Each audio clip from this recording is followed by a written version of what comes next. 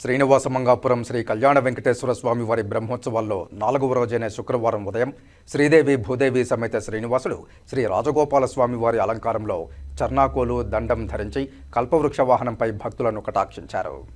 ఉదయం 8 గంటలకు స్వామివారు 4 మాడ వీధుల్లో విహరించి భక్తులకు దర్శన భాగ్యం కల్పించారు. వాహనం ముందు భక్తజన బృందాలు చెక్క భజనలు కోలాటాలతో స్వామివారిని కీర్తిస్తూ ఉండగా మంగళ వాయిద్యాల నడుమ స్వామివారి వాహన సేవ కోలాహలంగా జరిగింది.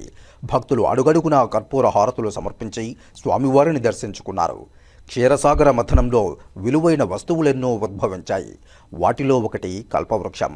ఈ చెట్టు నీడన చేరిన వారికి ఆకలి దప్పులుండవు, పూర్వజన్మ స్మరణ కూడా కలుగుతుంది.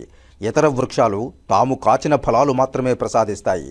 అలా కాక ఈ కల్పవృక్షం కోరుకున్న వాంఛిత ఫలాలన్నింటినీ ప్రసాదిస్తుంది.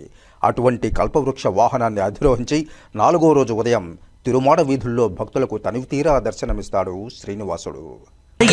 పొడమే సుదతి తానెని చొక్కపు కాగితను నిందిరయ్యై పొడమే కదిసిన కలదు శరణాగతులకు హరి కైంకర్యంబున మోక్షము గలదు. కాగా సాయంత్రం 5 నుండి 6 గంటల వరకు ఊంజల్ సేవ వైభవంగా జరగనుంది. రాత్రి 7 గంటల నుండి 8 గంటల వరకు సర్వభూపాల వాహనంపై స్వామివారు భక్తులకు దర్శనమివ్వనున్నారు.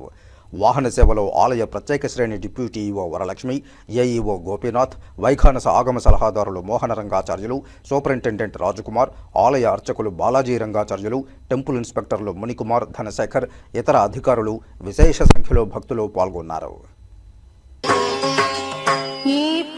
శ్రీ వెంకటేశుడే సర్వము దాపై ఇతని వందనమే విధి.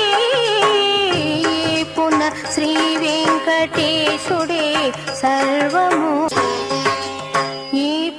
శ్రీ వెంకటేశుడే సర్వము దాపై ఇతని వందనమే విధి. శ్రీ వెంకటేశుడే శ్రీ వెంకటేశుడే